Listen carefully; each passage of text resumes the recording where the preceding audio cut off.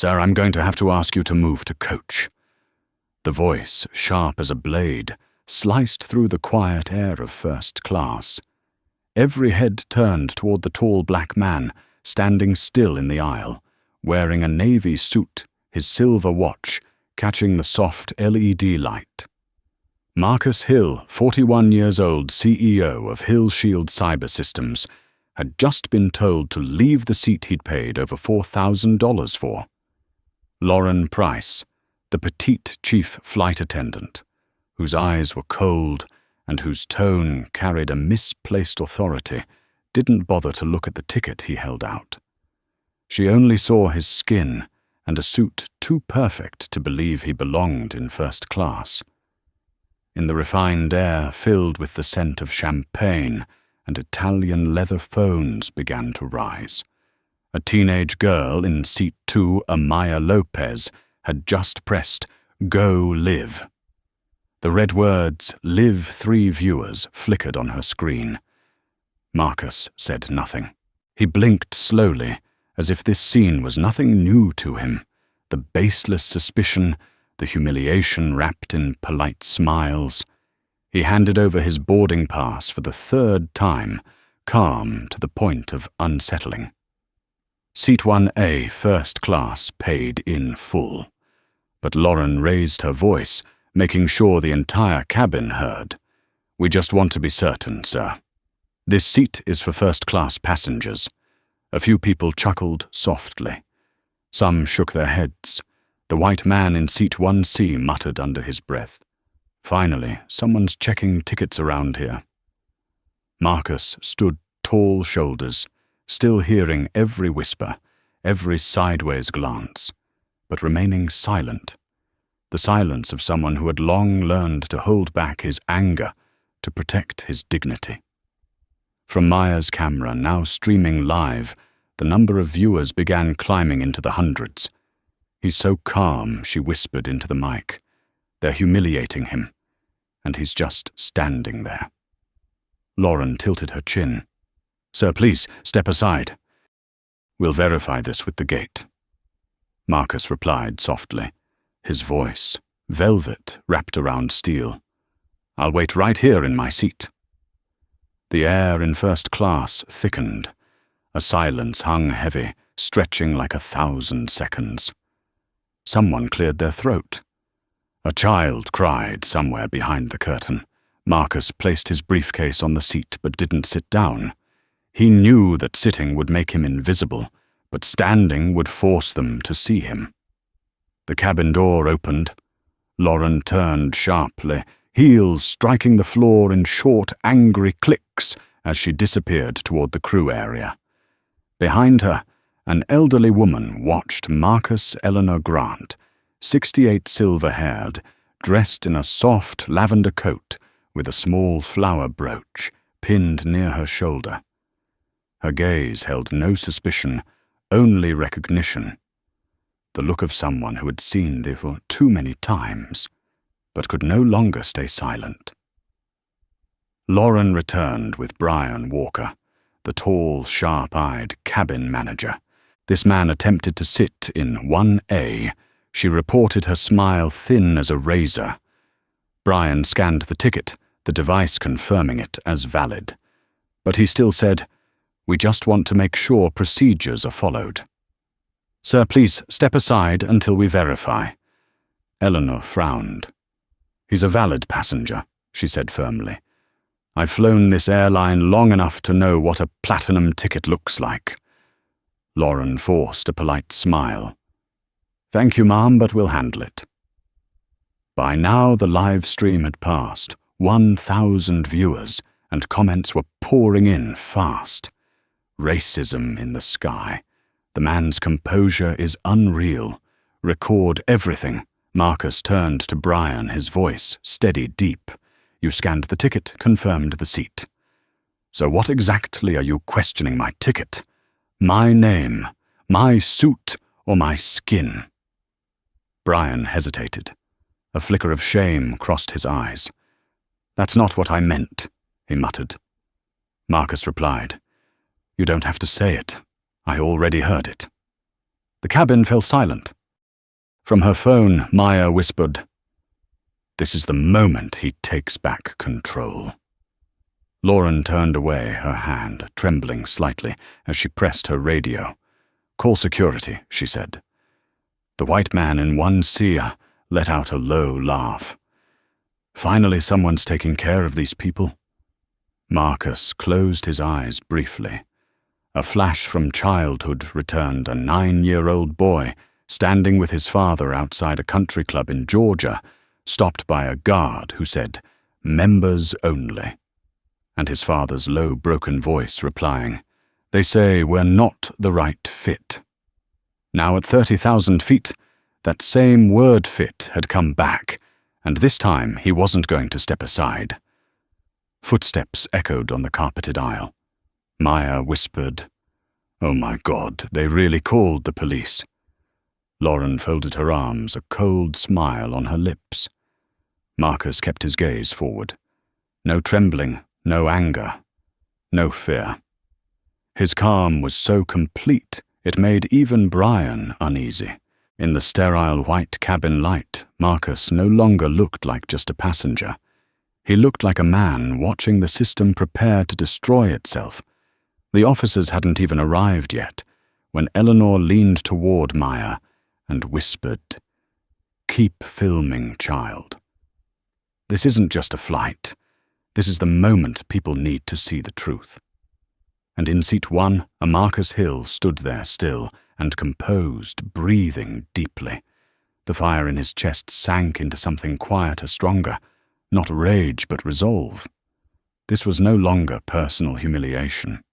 It was the declaration of dignity. The plane hadn't yet taken off, but that day in first class, a different kind of flight had already begun. "I'll need to call for verification."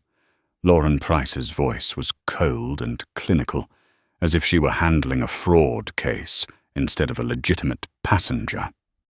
Under the soft yellow light of the first-class cabin, her gaze swept over Marcus Hill like a scanner searching for flaws.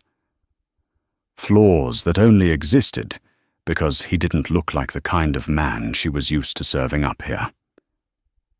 Brian Walker, the cabin manager, appeared with a confident stride and the practiced smile of someone who had perfected professionalism through thousands of flights. But within seconds of meeting Marcus's eyes, that smile faded. This man attempted to sit in seat 1. Lauren said, crisply loud enough for nearby passengers to hear, "There may have been a system error or an unauthorized ticket change." Marcus turned toward her and offered the boarding pass again. "You can scan it again if you need to." The scanner beeped, sharply valid. "Name matched seat, correct code, clear." Brian looked at the screen, then back at Marcus. "It is valid," he said slowly, "but the system has had occasional verification issues lately. Could you please wait in the galley area while we double-check the words were polite, but the meaning was unmistakable. You don't belong in this seat." From seat 2. Amaya Lopez continued her live stream, her voice trembling. "They just confirmed his ticket is real, but they're still making him stand. Do you see this? This is what happens when they don't trust you, just because you look different." The comments exploded. "That's racial profiling right there. He should sue." How is he still so calm? Marcus didn't move. He simply said clearly enough for all to hear, "Thank you for the offer, but I'll stay right here in my seat." The cabin seemed to freeze. No one breathed too loudly. Lauren bit her lip, forcing a professional smile. "If you refuse to comply, I'll have to report you for violating flight regulations." Marcus replied, his voice low and steady. "You can report me to anyone you want, but which regulation says I can't sit in the seat I paid for?" From row 4, a silver-haired man looked up from his tablet, his tone annoyed. "Another one of those who just has to argue. They always think they can bend the rules. Those whispers slipped through the air, cutting into Marcus like fine blades. He swallowed his anger, holding on to the silence that carried the weight of control. Lauren rolled her eyes and muttered, "I'm just following procedure." But deep down, something uneasy stirred a feeling she couldn't quite name. Why was she so upset over a man standing in the wrong spot for a few minutes? Brian stepped closer, trying to keep his tone even. "Mr. Hill, we mean no disrespect. We're simply ensuring passenger safety." Marcus looked him straight in the eye. "You could say that without repeating my name in that patronizing tone." The words landed like a quiet strike against the armor of professionalism. Brian paused, then sighed. "I understand what you mean." "No, Marcus," said his voice, softer but sharper. "You don't. If you did, you wouldn't look at me as if I'm trying to steal something I've already paid for." The tension was now fragile, stretched to its limit. Passengers who had ignored the scene earlier began to pay attention. The elderly woman in the lavender coat, Eleanor Grant, was still watching, her eyes filled with something between empathy and memory. She had once been a judge. She'd presided over hundreds of discrimination cases, seen the faces of people broken by bias. But now she wasn't behind a bench. She was a witness, and maybe a witness had to act. Eleanor stood up, her voice gentle but resonant. "Miss Flight Attendant, I've flown this airline for over 20 years. I can recognize a platinum ticket at a glance. This gentleman has every right to be here." Lauren froze, her professional smile cracking. "Thank you, Ma'am, but we'll handle this by procedure." "Procedure?" Eleanor replied, her tone like steel. "Does your procedure start by deciding who looks like they belong in first class?" The question shattered the air. Someone coughed. Another lowered their phone. But not Maya. She zoomed in on Marcus and whispered, "The whole world is watching." Brian quietly pulled Lauren aside and whispered, "Stop. Everyone's recording. Don't let this get out of hand." "Can't you see?" Lauren hissed, trying to steady her shaking hands. "He's provoking us." "It feels strange. He's just standing there silent as stone, and somehow I feel like I'm the one in the wrong." Brian looked at her, and for the first time, he didn't know who to defend. Maybe he said slowly, "We really are wrong." Lauren turned sharply, eyes flashing. "Are you doubting me?" "No," Brian said. "I'm doubting myself." Marcus stood still, his eyes fixed on the window where the runway lights flickered like broken circuits. He thought of his father, the man who taught him there were two kinds of power, one that makes people afraid, and one that makes them reflect. And right now he chose the second. He turned back to Lauren and spoke softly but clearly.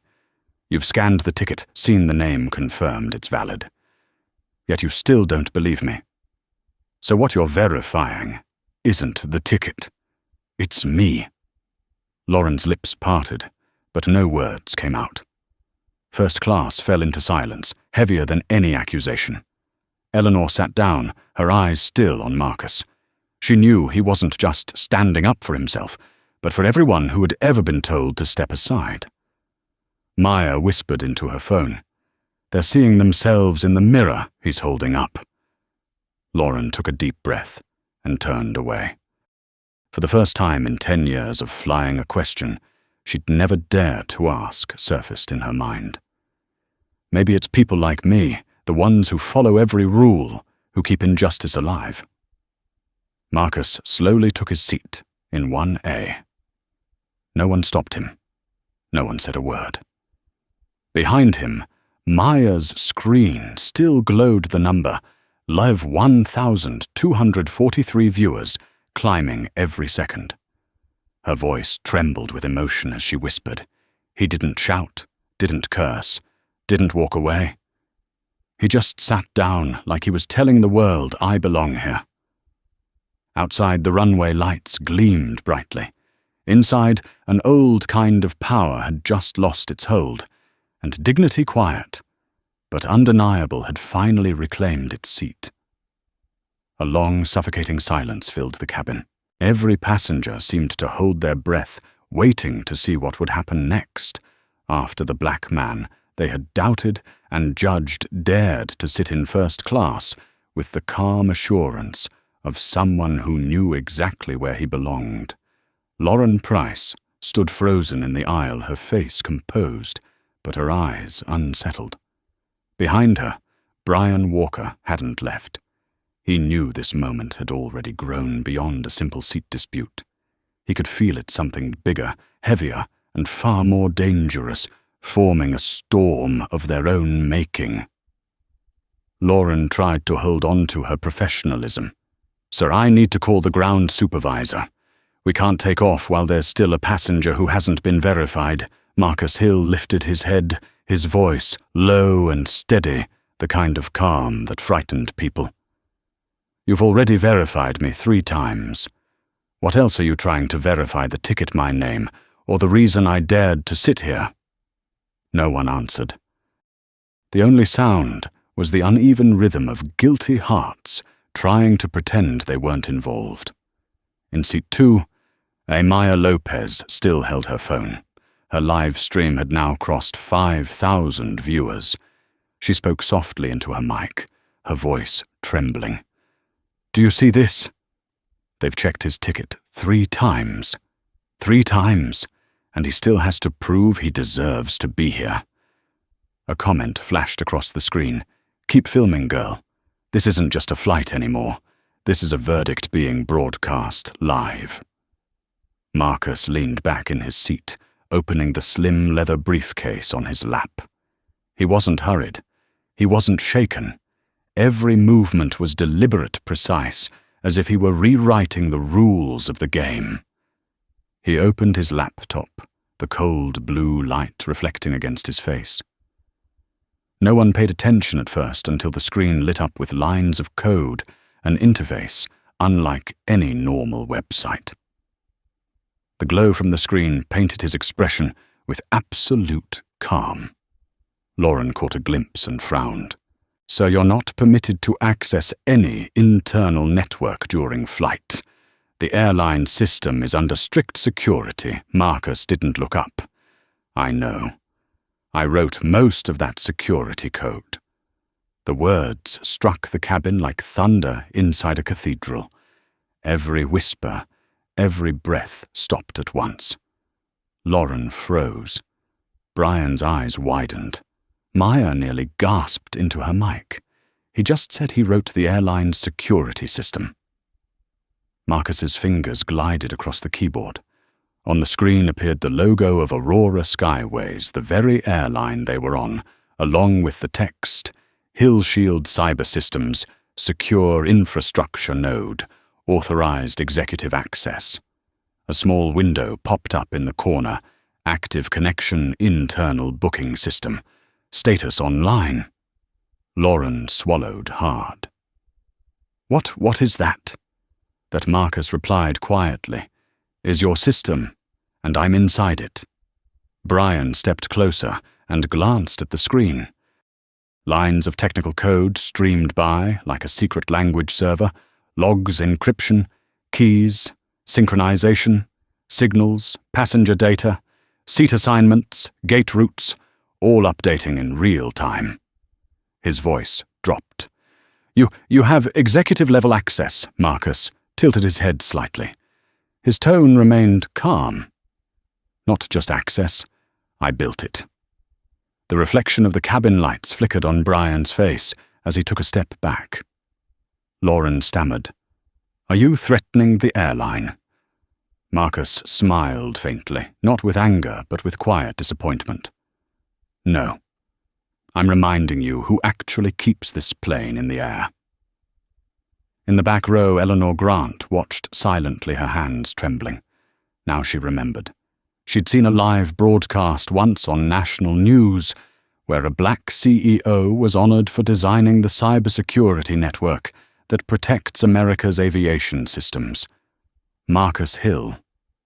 She leaned toward Maya and whispered, "Don't stop recording. The world needs to see this." Maya nodded, her eyes shining. "He's the man who built the system, and they just tried to throw him out of his own seat." Lauren stepped back, as if realizing she was standing in the eye of a storm she couldn't comprehend. "Sir, you're not allowed to access internal data while in flight. I can call federal security right now." Marcus turned his screen toward her, pointing at the corner where a line of text glowed. "Level Sigma authorization valid." Then he said slowly, each word deliberate, "You can call anyone you want, but the person they'll end up calling will be me." A sharp gasp came from Seat 1C. Derek Foster, the man who had mocked him earlier, now stared at the screen as if seeing his own reflection in shame. What's happening?" he muttered. Eleanor answered softly without turning her head. "Justice, Mr. Foster. Justice is learning how to fly." Marcus closed his laptop but didn't power it down. His eyes swept across the cabin, meeting every face, those who mocked, those who stayed silent, those who looked afraid. "In some places," he said quietly, his voice carrying through the air like a verdict simply existing, is seen as defiance. And sometimes our silence is the reason injustice keeps taking off." Lauren stood motionless, sweat forming on her forehead, words gone from her tongue. On Maya's live stream, comments poured in rapid fire. "That's Marcus Hill, CEO of HillShield Cyber Systems. Oh my God. They tried to remove the man who runs their own security network. We're watching history happen." Maya whispered into her mic, her voice thick with emotion.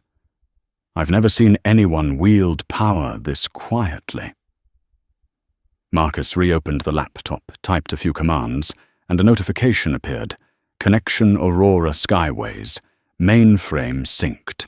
Status secure." He looked at Lauren, his tone unnervingly calm. "I just prevented your system from crashing a breach you didn't even know was coming. But don't mistake this, Lauren. I didn't do it for you. I did it for the passengers sitting here. They don't deserve to pay for someone else's error." Lauren's lips parted, but no sound came out. Brian lowered his head. The entire cabin was silent. Eleanor smiled faintly, her eyes glowing with quiet pride. She leaned toward Maya and whispered, "Sometimes power isn't in the shout. It's in knowing when to press the keys." Marcus leaned back, eyes half closed. There was nothing more to say. In that moment, everyone on board realized that the man they had once doubted was the very one holding the key that kept their world from falling out of the sky. And somewhere beyond that plane, across millions of screens, a story of dignity, power, and quiet justice had just taken flight. Heavy footsteps echoed from the jet bridge, each step counting down to an inevitable confrontation. The cabin door opened, and two uniformed officers stepped inside. Officer Mark Collins, nearly 50 square-faced and stern, and Officer Jason Rivera, younger, his eyes still carrying traces of hesitation. Lauren Price rushed forward, her voice laced with false confidence. "This is the disruptive passenger. He refused to move from first class, even though he has no valid right to be here." Marcus Hill didn't stand. He simply tilted his head slightly, his deep voice calm and steady. "No valid right. You just checked my ticket for the 4th time, didn't you?" Lauren froze her eyes, blinking rapidly. She hadn't expected him to call her out in front of law enforcement. Officer Collins looked from Marcus to the boarding pass, still resting on the fold-out table. "Mr. Hill, I've been instructed to ask you to step off the aircraft for verification." Marcus replied without missing a beat. "I've already been verified 4 times. If you wish, I'll do it a 5th time, but not with paperwork with the truth."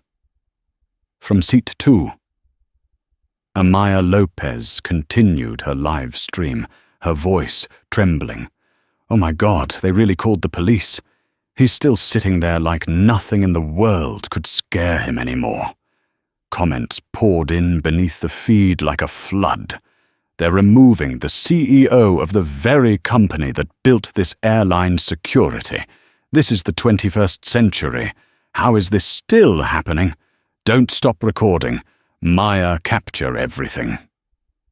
Marcus looked toward Officer Rivera, the younger one, whose expression still carried a hint of empathy. He spoke slowly. "Do you know the federal regulation on removing passengers who have committed no violation?" Rivera stammered. "It depends on the situation, sir." "No," Marcus replied, his gaze sharp as a blade. "It depends on perception." The cabin fell silent. His words pierced through the air like a needle hitting a nerve, the kind of bias that isn't written in law, but always lives in decisions. Lauren tried to regain control, her voice rising. "He's attempting to manipulate the crew and threaten the airline with his technological influence." Marcus arched a brow, a faint smile cutting across his face. "No, Ms. Price, I'm not threatening anyone. I'm simply reflecting the way you've used your authority to exclude instead of protect." Each word landed slowly, heavy as a hammer. Brian Walker, standing nearby, lowered his eyes. He knew Lauren had gone too far, but he couldn't intervene without betraying his colleague. From the rear of the cabin, a calm yet commanding voice broke the tension. Enough. Everyone turned. The silver-haired woman Eleanor Grant had risen from her seat. Under the cabin's soft light, she radiated a quiet authority that needed no introduction. "Officers," she said firmly, "before you remove anyone from this aircraft, I'd like to say a few words as someone who served 18 years in the federal court system." Lauren blinked, startled. You're an attorney." Eleanor adjusted the flower brooch on her coat, her gaze sharp as steel. "No, I'm a retired judge, but my memory's still good enough to recognize when justice is being misused." The cabin seemed to stop breathing. Eleanor stepped into the aisle, each step shrinking the space around her. She looked straight at Lauren. "I've watched you check his ticket, repeat the word policy again and again. But the issue isn't the policy. It's the look in your eyes when you looked at this man." Lauren's face flushed red. "I'm just doing my job," she said defensively. "No," Eleanor replied. "You're doing what the system taught you to believe is right. But right isn't always fair." A small ripple of applause broke out from the back, quickly fading into silence, fear mixing with admiration. Officer Collins exhaled heavily, visibly uneasy. He glanced at his phone where social media notifications were exploding.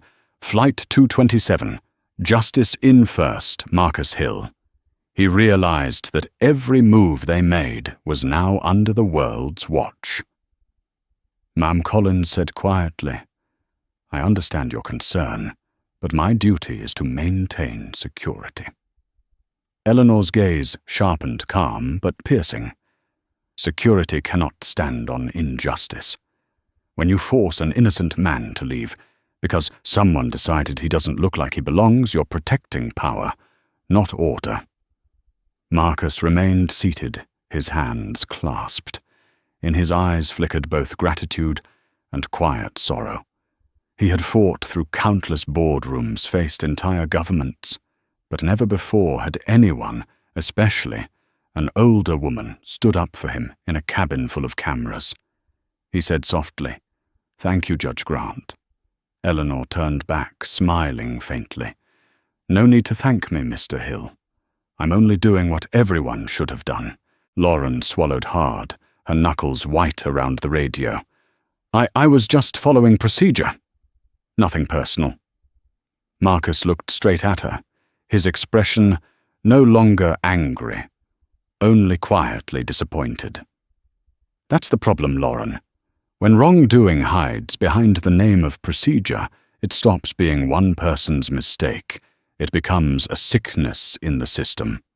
His words hung in the air like a verdict. Brian lowered his gaze. Officer Rivera took a deep breath, glanced at Collins and murmured, "Maybe we should stop." At that very moment, Collins's radio crackled to life. "Unit 6, hold your position.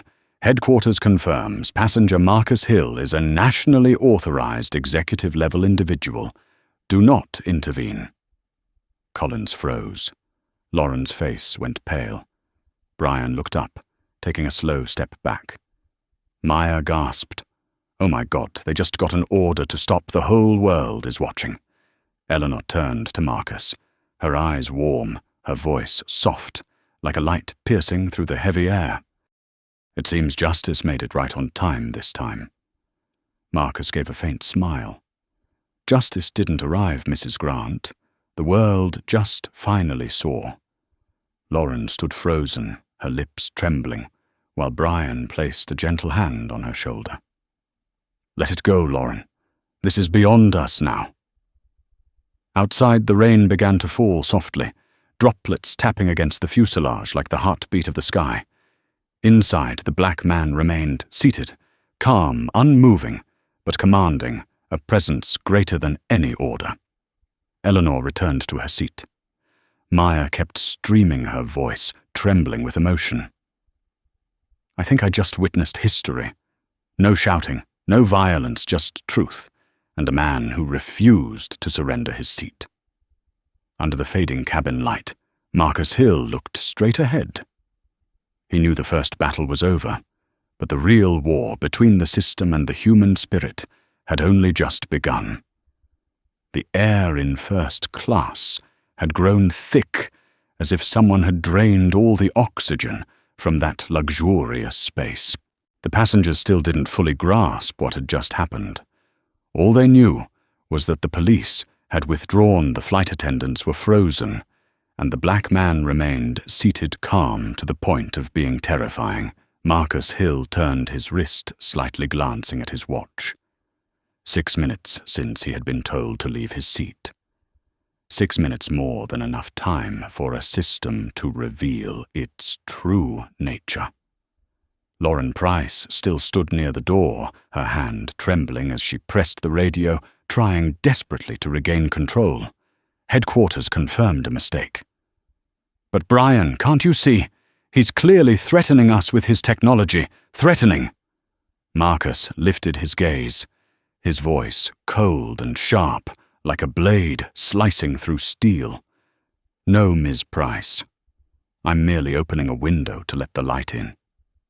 On the thin laptop resting on the table, lines of code continued to move quietly. A pop-up message appeared in the top right corner. "Incoming message. Jenna Ortiz, Operations Director, Crimson Protocol Authorization. Granted. Stay calm." Marcus's lips curved slightly.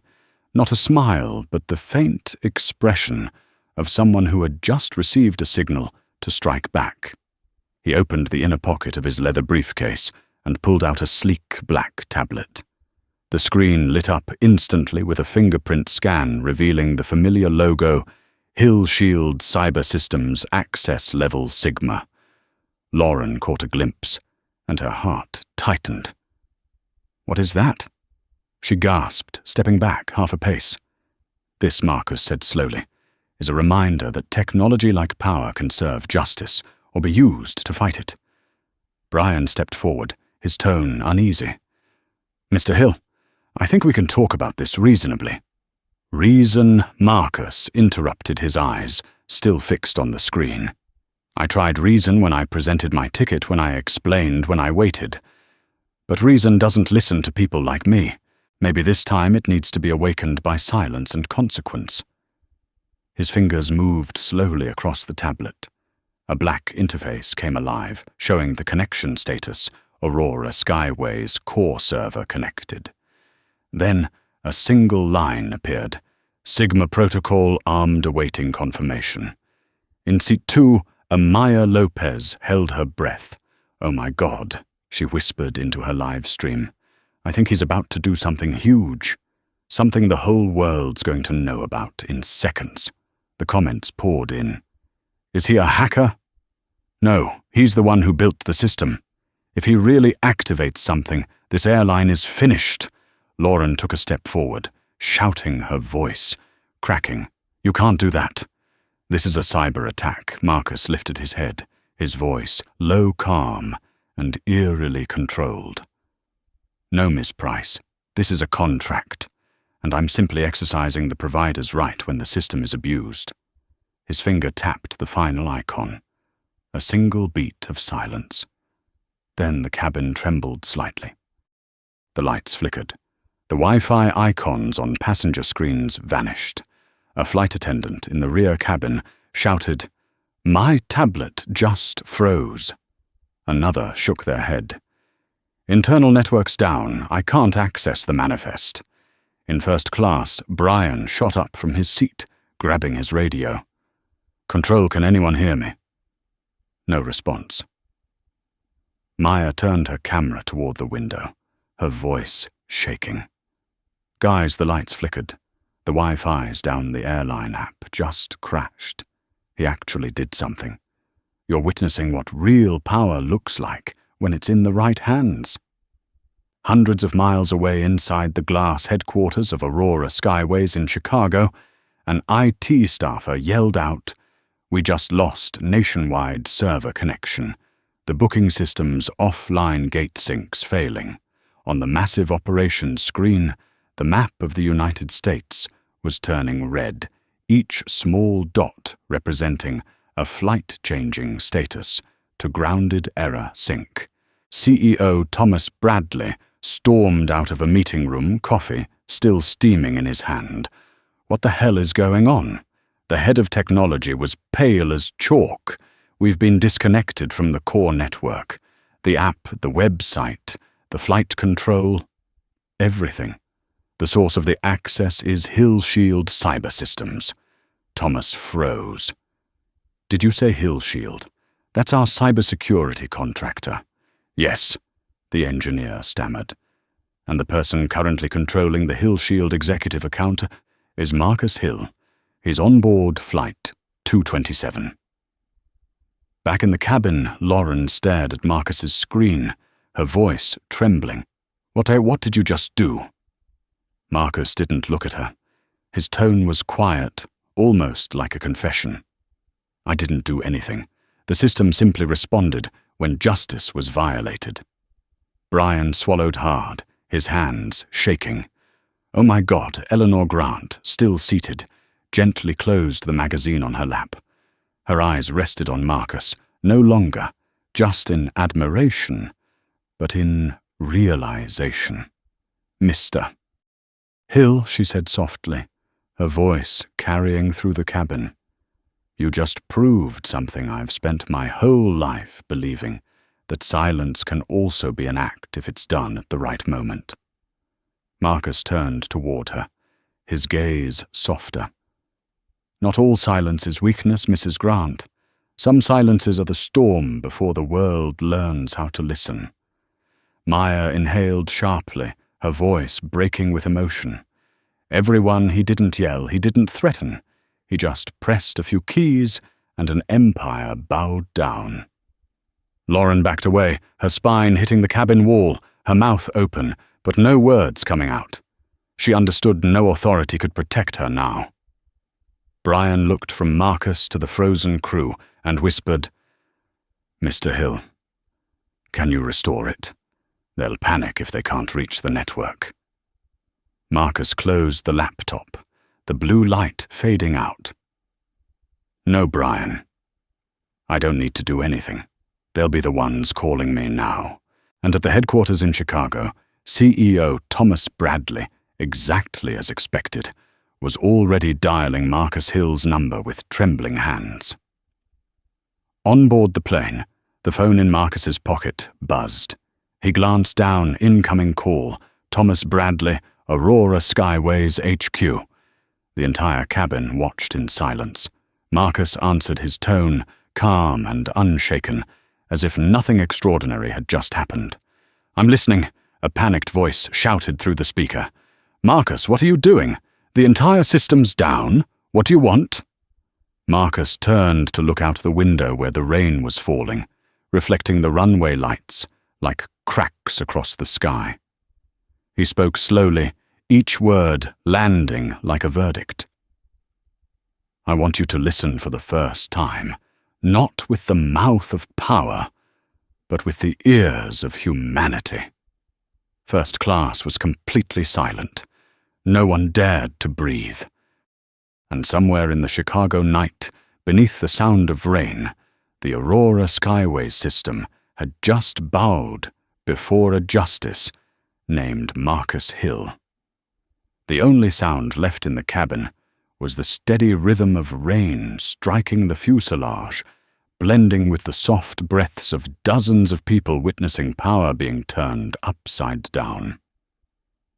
Lauren Price stood frozen, her eyes fixed on the phone, vibrating in Marcus Hill's hand. The screen's glow reflected across his face, calm, cold, and completely unafraid. He pressed to answer, his voice steady, as if he were handling an ordinary business call. Marcus Hill speaking. On the other end, the voice of Thomas Bradley, CEO of Aurora Skyways, came out, rushed, panicked, and almost breaking. "Marcus, what on earth are you doing? All our flights are paralyzed. The app, the booking system, the control network, everything. What do you want?" Marcus leaned back slightly in his seat, his eyes on the window, where flashes of lightning lit the storm outside. "I don't want anything, Thomas. I just want to see a system built on fairness, not prejudice." Thomas struggled to stay composed. "Listen, we can fix this internally. You deactivate the protocol and I'll make a public apology. We'll compensate. You handle the crew, make things right. We're partners, Marcus." Partners. Marcus gave a faint smile. "You didn't call when they humiliated me 3 times, but you called the second your system stopped breathing." The entire cabin fell silent. Everyone could hear every word. This wasn't just a conversation between 2 men, it was a reckoning. Through Maya Lopez's live stream, now exceeding 80,000 viewers, the world was listening too.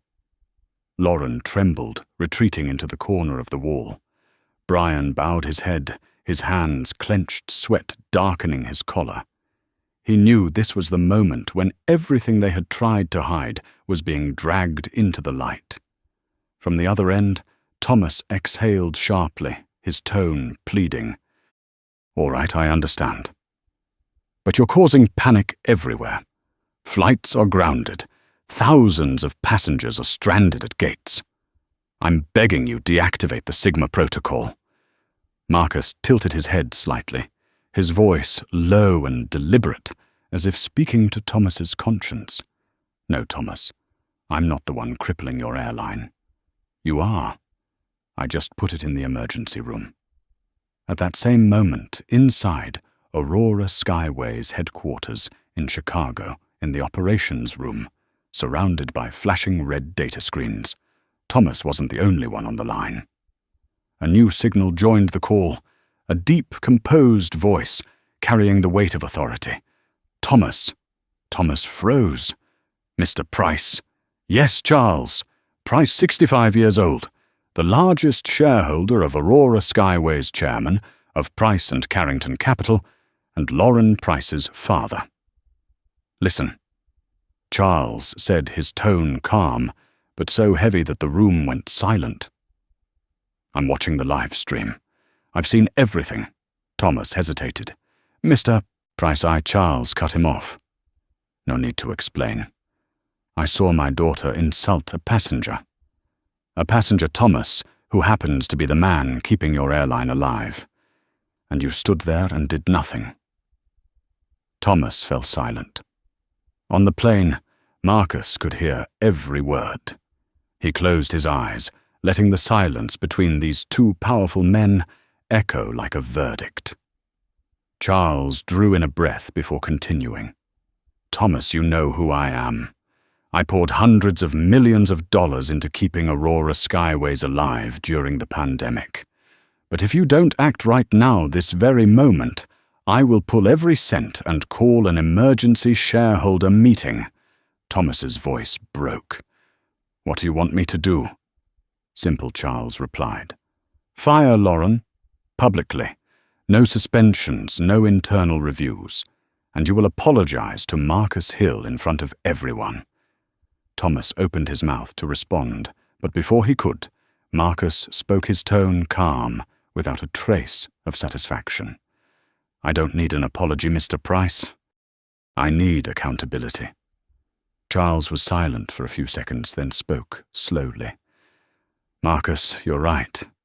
You've always been right. I met you at the National Security Summit last year. I know you're not a man who acts out of emotion." His voice wavered thick with remorse. "But as Lauren's father, I have to say this.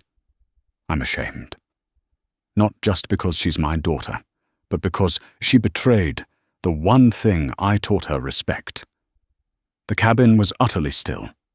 Lauren heard every word, her eyes glistening with tears. She opened her mouth, but her throat was dry. Dad was all she could manage before her voice broke. Marcus looked at her, his eyes not cold, but heavy with sorrow. "Sometimes," he said softly, "the hardest lesson comes when justice walks into your house and you realize it wears someone else's face." Thomas interjected, his voice low and desperate. "Marcus, I'll do whatever you ask. We can still negotiate, can't we?" Marcus placed the phone on the table and turned on the speaker. Everyone in the cabin could now hear Thomas's trembling voice. Marcus spoke slowly, each word as clear as a gavel striking wood. "There's no negotiation left. I'm no longer your partner. I'm a witness." Behind him, Maya Lopez whispered tearfully to her camera, her voice trembling. "He's not just talking to the CEO, he's talking to all of us. Justice doesn't shout, it speaks softly, but everyone hears it." Lauren turned her face away, tears streaming down as her hands hung limp at her sides. Brian stepped forward as if to comfort her, but stopped. He knew there were no words left that could save their image. On the call, Charles Price's voice returned deeper now, heavy with the pain of a father and a man watching the collapse of his family's honor. "Marcus, I can't change the past, but I can promise this: Aurora Skyways will never again be an airline that stays silent in the face of injustice. You have my word." Marcus nodded slightly, his tone softening. "Thank you, sir. But don't make that promise to me. Make it to the people who will fly with you. Next, promise them they'll never have to prove they're worthy enough just to be respected." Lauren broke into sobs, her trembling hands clutching her own boarding pass, the very piece of paper she had once used to demean another human being. Maya panned her camera gently, her voice hushed and emotional. "They're learning right now, right here. Not just about technology, but about humanity." Marcus looked straight into the camera streaming to the world and said quietly, almost like a message left for history, "This isn't about me. It's about everyone who's ever been told they don't belong here." He set the phone down. On the other end, Thomas Bradley and Charles Price were silent. Outside, the rain had stopped. The sky looked clean again, and inside the first-class cabin of Flight 227, the man who had once been told to step aside was now sitting exactly where he belonged, and the whole world was standing up. The first-class cabin of Flight 227 was so silent that you could almost hear people's hearts beating. Every phone was pointed toward the man sitting in Seat 1, A. Marcus Hill, the man who had just made an entire national airline system bow down with nothing but a few keystrokes and a phone call. No one spoke. No one dared to breathe loudly. Even those who had once looked at him with suspicion were now looking at him with respect. Lauren Price sat with her head, lowered hands, clasped tightly, tears soaking into her wrists. Brian Walker stood near the door, no longer trying to mediate. He knew he was witnessing a moment that would one day be taught in courses about leadership and the ethics of power. Marcus lifted the phone from the table and turned on the speaker. On the other end, CEO Thomas Bradley's voice still trembled. "Marcus, I understand. You can tell me your conditions. We'll do whatever you ask." Marcus looked up, his eyes sweeping across the first-class cabin, every face, every pair of eyes, filled with the same mix of fear, guilt, and admiration. He spoke slowly, clearly, his voice deep and resonant like a church bell. "There are no conditions. There are 3 demands, and none of them are negotiable." The entire cabin held its breath. 17-year-old Maya Lopez, still live streaming, whispered into her mic. "Everyone, he's about to say something that's going to change everything." The viewer count shot up 230,000, then 380,000, and climbing fast. Marcus began. Demand number 1, Chief Flight Attendant Lauren Price will be immediately suspended, publicly pending investigation. No paid leave, no departmental transfer. She must face real consequences because her actions were public too. There was a pause on the other end. Then Thomas replied quietly, "We agree." Marcus nodded, his tone steady, not cruel but firm, the voice of a man who understood that dignity can never be negotiated. Demand number 2. Aurora Skyways will implement a real, meaningful anti-bias and discrimination program, not some hollow slide deck on diversity, equity, and inclusion. I want collaboration with top research institutions, Stanford, Yale, or MIT, to teach people about the psychology of power, not just how to fake a polite smile. A soft wow escaped from a passenger in the back row. Marcus looked around. His gaze wasn't meant to intimidate, but to remind them that this wasn't just for the airline. It was for everyone listening. Thomas's voice trembled. "Marcus, that will be very expensive." Marcus raised an eyebrow, his smile faint but sharp. "More expensive than losing your entire network system." A few passengers chuckled, not out of humor, but because of the truth in his words. Eleanor Grant, the silver-haired woman, smiled. Her eyes gleamed as if she was watching justice walk into the room wearing a navy blue suit. Marcus continued. Demand number 3. Aurora Skyways will establish a transparent reporting platform with independent oversight for both employees and passengers. Anyone who experiences discrimination or unfair treatment can file an anonymous report and track the resolution. Every violation must be logged, no deleting, no burying. His last words sliced through the air like a blade. Thomas was silent for several seconds, then exhaled heavily. All 3 demands granted. "But Marcus, you have to understand, if this goes public, shareholders will panic, the press will explode." Marcus interrupted, his voice, calm but sharp enough to cut through the tension. "Thomas, it's already public. The whole world is watching.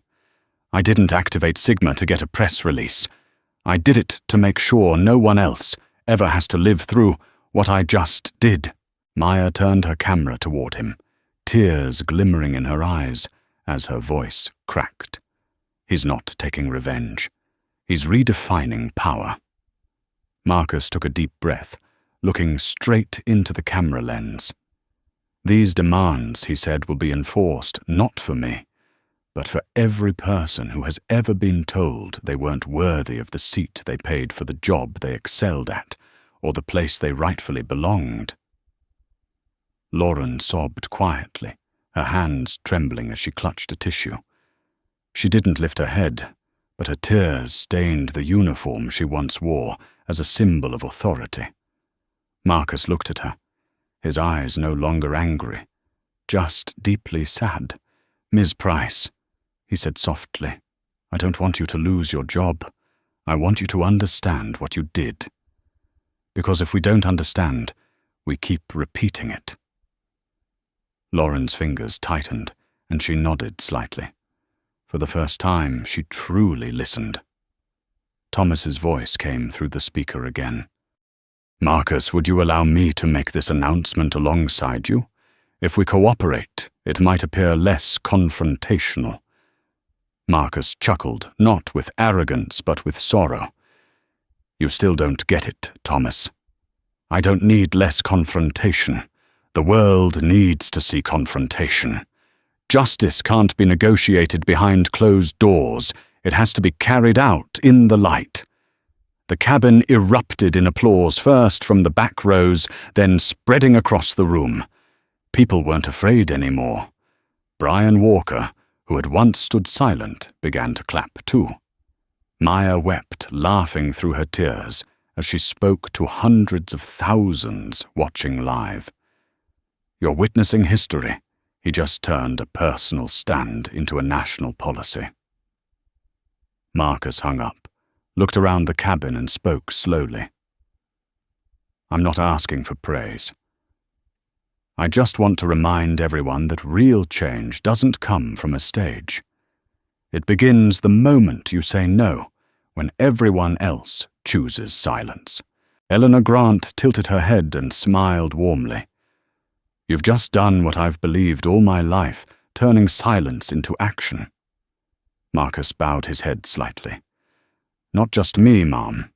Everyone on this flight is a witness, and justice only exists when someone bears witness."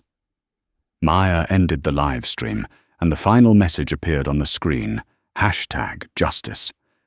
In first, when one person stands up, the whole world sits down to listen. Outside, the rain had stopped.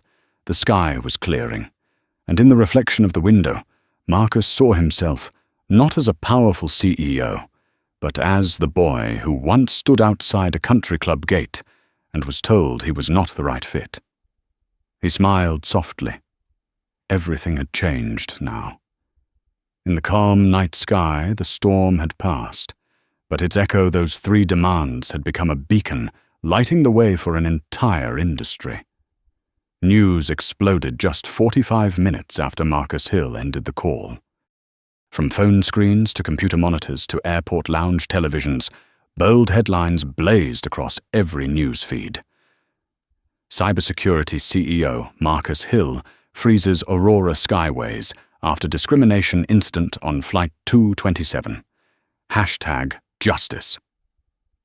In first surpasses 10 million mentions in 2 hours. Entire Aurora Skyways network, down thousands of flights delayed. The whole world seemed to pause watching a black man transform a moment of personal humiliation into a global reckoning for justice. At Aurora Skyways headquarters in Chicago, the crisis hit its peak. Dozens of screens flickered red.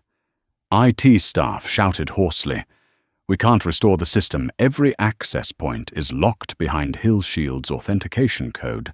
CEO Thomas Bradley stood in the middle of the control room, hair disheveled face, pale. On his phone, dozens of missed calls from board members, media outlets, and most notably, from Charles Price, the airline's largest shareholder. A shaken assistant reported, "Mr. Price has issued an internal notice. He's calling for an emergency shareholder meeting within 24 hours. He said if you don't respond, he'll move to dissolve the executive board." Thomas lowered his head, his hands trembling. "God, we've just been taught a lesson by the very system we hired to protect us." Hundreds of miles away at HillShield Cyber Systems headquarters in Los Angeles, the atmosphere was entirely different. Engineers worked in silence, the glow of their screens reflecting in their focused eyes. On the wall, a large display read, "Aurora Skyways, Sigma Protocol Active System, Quarantine Mode."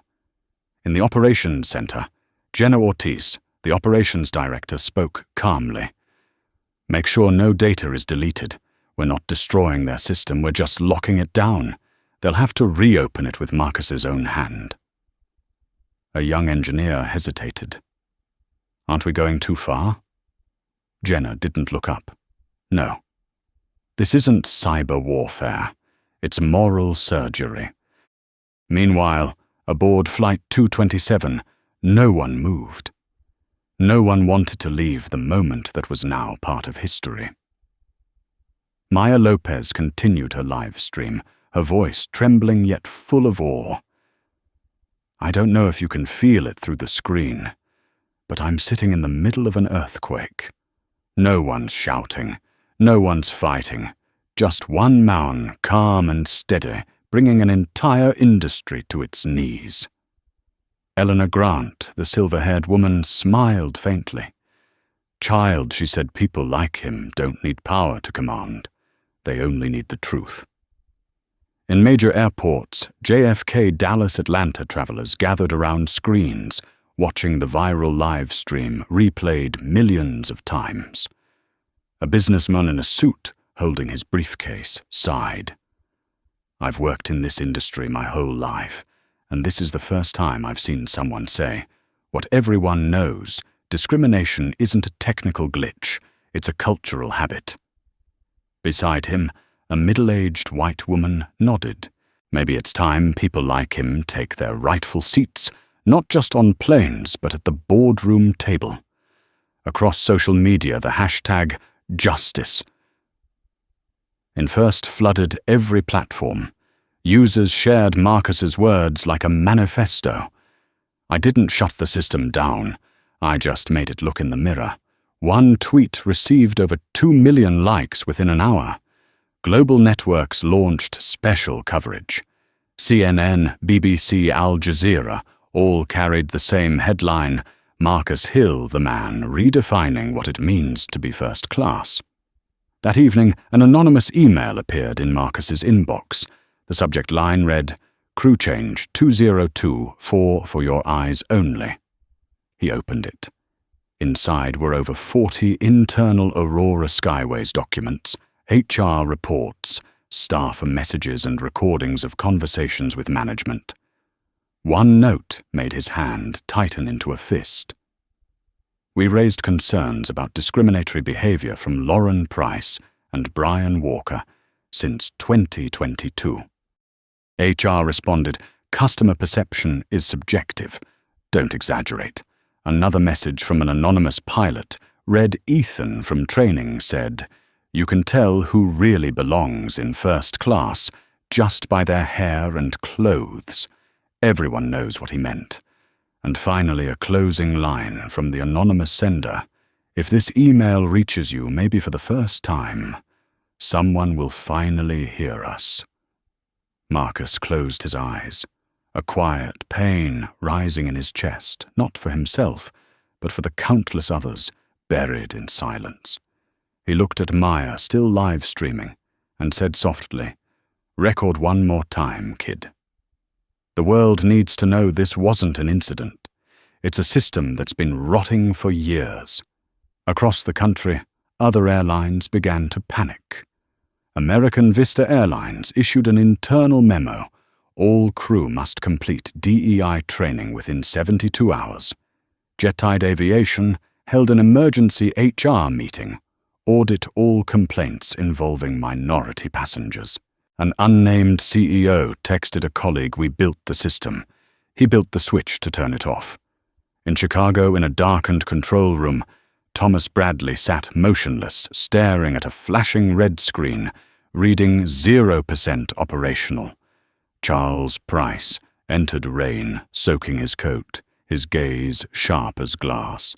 "You know, Thomas," he said quietly, Sometimes a system crash isn't a catastrophe, it's a cleansing. Thomas clenched his fists. Do you think I'll survive this? Charles shrugged slightly. If you take responsibility, maybe. If not, Marcus Hill will rewrite the entire industry without you. High above Flight 2, 27 still hadn't taken off. The passengers sat quietly, as if afraid to disturb something sacred. Lauren Price sat curled in her seat, her mascara streaked, but her eyes different now, no longer proud, but awakened. Marcus looked out at the window, his voice calm and distant. What I brought down today wasn't a system, he said. It was the way people look at one another. Eleanor Grant tilted her head, smiling gently. You didn't destroy anything, Marcus. You just rebooted the world. Outside dawn began to break, and from that moment on, every service industry, every corporation, every seat of power would have to restart in a new way. 3 weeks after the historic Flight 227, the world still hadn't stopped talking about Marcus Hill. News reports continued to mention his name as a new symbol of modern justice, the man who used technology to make an entire system bore. But among the glowing headlines, another name appeared quietly at the bottom of the page: Lauren Price suspended flight attendant under investigation. Lauren sat in her small apartment on the outskirts of Chicago. The room was filled with sunlight, yet it felt as cold as a waiting terminal. On the table lay the crew watch she had proudly worn for 10 years now, silent, a bitter reminder of everything she'd lost. Since her suspension, she hadn't gone outside. She had read hundreds of comments, thousands of criticisms, even threats. But what kept her awake at night wasn't the outrage. It was the look in Marcus Hill's eyes when he said, "You don't need to lose your job, Lauren. You need to understand." On the 21st morning after the incident, Lauren opened her laptop. An email from Aurora Skyways appeared with the subject line, Mandatory Training Program, Bias and Human Awareness, Phase 1. She gave a faint, bitter smile. "I used to train new hires on company etiquette," she muttered, "and now I'm learning how to be human." The first session wasn't a dry corporate video. A professor from Yale, an Indian-American expert, appeared on screen with a calm, steady voice. "Discrimination doesn't always wear the uniform of hatred," he said. "Sometimes it wears the suit of politeness and the smile of, 'I'm just following procedure.'" Lauren sat up straight. That line hit her like a blow to the chest. She remembered saying the words, "This seat is for first-class passengers," her tone polite, her posture professional, her manner by the book. But in Marcus's eyes, she had seen something, the quiet pain of someone who had heard that sentence his entire life. The next sessions went deeper than she'd expected. She was asked to rewrite ordinary situations she had once dismissed as routine, when she doubted a passenger could afford a ticket, when she smiled, but her eyes hesitated, when she trusted her instinct without evidence. The instructor asked, "Do you remember the faces of the people in those moments?" Lauren replied softly. "Only vaguely, but they never looked like me." The instructor nodded. "Then you remember Lauren. You just haven't dared to name it." Every night, Lauren replayed Maya Lopez's live stream. She watched herself, cold, condescending, smiling on the outside, but empty inside. And across from her, Marcus calm, dignified, sitting like a mirror, reflecting what she had lost, dignity. She cried not from public shame, but because for the first time she understood she had truly been wrong, not for breaking a rule, but for becoming a tool of a system she had never questioned. One early morning, she received a white envelope marked, "Delivered per request." Inside was a scanned letter bearing Marcus Hill's signature. Lauren, I've read your training progress report. I see something that few in positions of power ever show honesty. I believe justice shouldn't end with punishment, but begin with the chance to make things right. I would like to offer you the role of project lead for the Aviation Awareness and Anti-Bias Educations program. No one is better suited than someone who has made a mistake and had the courage to own it. Marcus Hill. Lauren froze. She read the letter 3 times. Each word struck her, but this time it was a strike of awakening.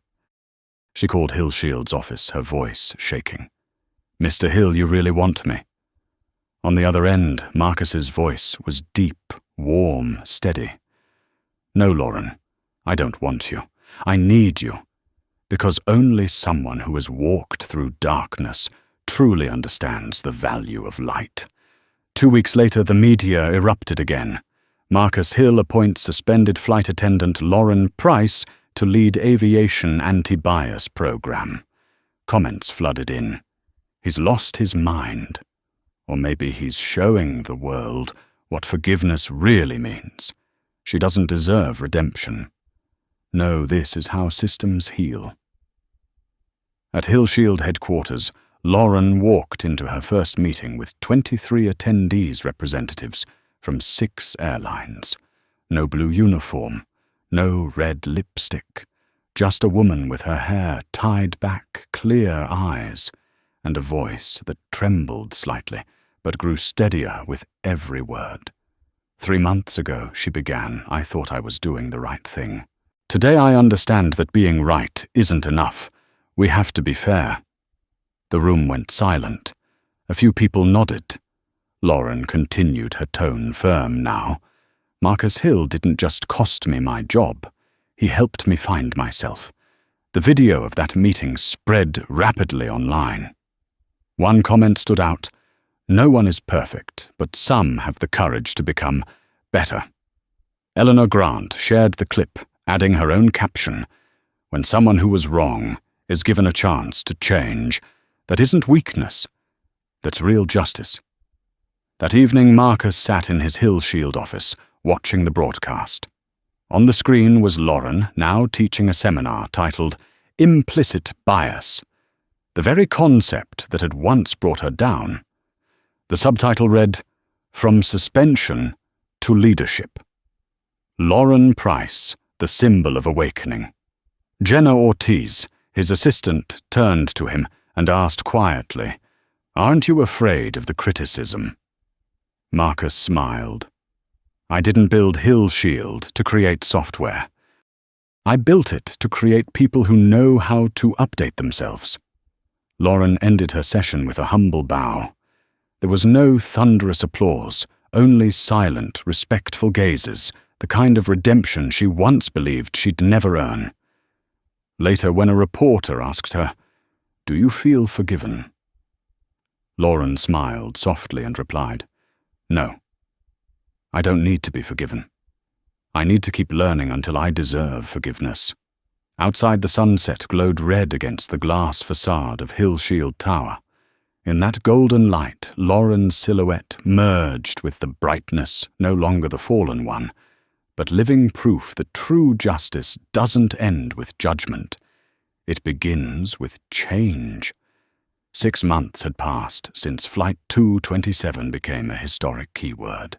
The world called it the awakening in the sky, while scholars named it the Hill effect, the moment when a single act of courage rippled outward into global reform.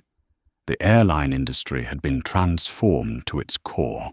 Every carrier now implemented the Human Equity Protocol, a program designed by HillShield mandatory for all frontline staff. The training sessions on implicit bias were no longer box-ticking lectures, but immersive experiences. Participants had to sit in the seat of a passenger who'd been treated unfairly and feel every glance, every tone, every phrase they once used without thinking. And the instructor, none other than Lauren Price. In the brightly lit auditorium of the New York Civil Rights Convention, Marcus Hill stepped onto the stage. Behind him, a massive screen displayed the new campaign logo, "Justice in First from one seat to every system." The audience rose to their feet, applauding not because he was the man who brought down an airline, but because he had turned that act into a worldwide conversation about dignity. His voice was calm and warm, resonating through the hall. That day, I didn't want to be a hero. I just wanted to sit in the seat I paid for. But I realized something, sometimes, to change a system, you have to make it stop. In the front row, Maya Lopez, the young woman who had once live-streamed Flight 227, now served as the communications director of the Justice in First campaign. She smiled through tears, remembering the trembling moment she hit go live without knowing that one tap would awaken millions. On stage, Marcus continued, "I used to believe power came from technology, but I've learned that real power comes from purpose. Technology can change the world, but only if the person behind it knows why they're using it." The room fell silent. Then Marcus pointed toward the front row where Lauren sat. "Among us are those who once made mistakes, but had the courage to make them right. That's what keeps justice alive, long after slogans fade." Lauren rose to her feet. The hall erupted in applause that echoed up to the domed ceiling. She bowed her eyes, glistening not from pride, but from the quiet peace of finally standing where she belonged, on the other side of awakening. After the speech, Marcus returned to the HillShield headquarters in Washington, D.C. The newly inaugurated building bore the name the Hill Center for Ethical Technology, a research institute dedicated to ethics in artificial intelligence and security innovation. In the grand lobby stood a glass display case. Inside it rested an old airline ticket, printed clearly Flight 227, Seat 1A. Beneath it, a silver engraving read, "Sometimes sitting down is how you stand up." Marcus stood silently before it for a long moment. He remembered his father's eyes, all those years ago, standing outside the Georgia Country Club gate, turned away with the words, "Not the right fit." Now those words had lost their power, because he had proven that fit is not something a system defines. It's something dignity creates. That evening he opened a handwritten letter that had just arrived. The cursive script read, "Mr. Hill, my name is Douglas Marin, passenger, in seat 1C, on Flight 227. I was the man who stayed silent when you were humiliated, the one who should have spoken, but didn't. Today I'm sending a 5-year grant to support the Justice in First initiative, because I refuse to stay silent a second time. My silence that day hurt you. Your action today awakened me. Thank you for teaching me that silence can also be a sin." Marcus folded the letter and smiled a quiet, bittersweet smile. Not because of victory, but because he had moved one person to speak. That was the only victory he had ever wanted. A month later, HillShield released its independent report. Discrimination complaints in aviation had dropped by 62%. Anonymous reporting had increased by 300%. 7 states passed the Carter-Hill Act legislation requiring transparency in handling discrimination in public spaces.